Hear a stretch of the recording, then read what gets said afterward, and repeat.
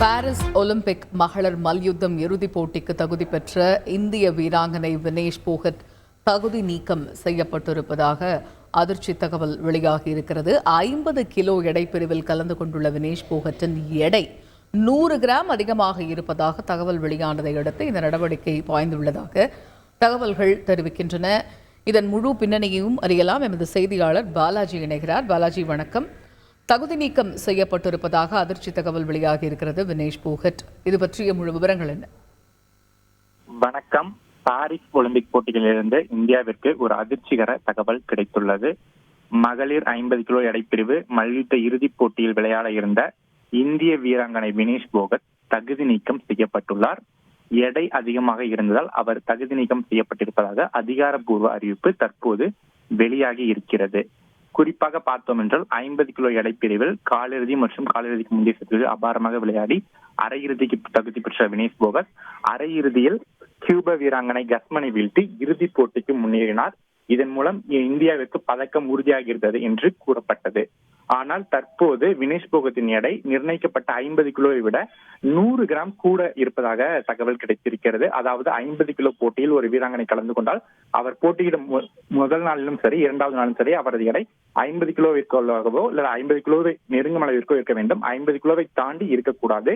50 கிலோவை தாண்டி 10 கிராமும் 20 கிராமும் கூட இருந்தால் கூட அவர் தகுதி நீக்கம் செய்யப்படுவார்.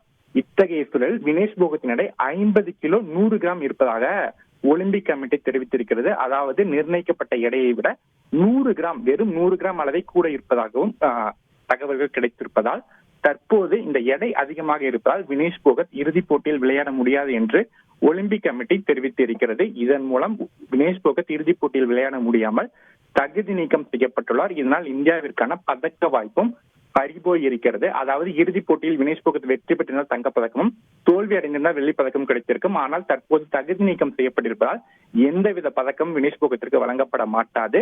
இந்தியாவும் பதக்க வாய்ப்பை இழந்துள்ளது. மகளிர் 50 கிலோ மல்யுத்த குத்துச்சண்டையில் தற்போது தங்கம் மற்றும் வெண்கல பதக்கம் மட்டுமே வழங்கப்பட உள்ளது.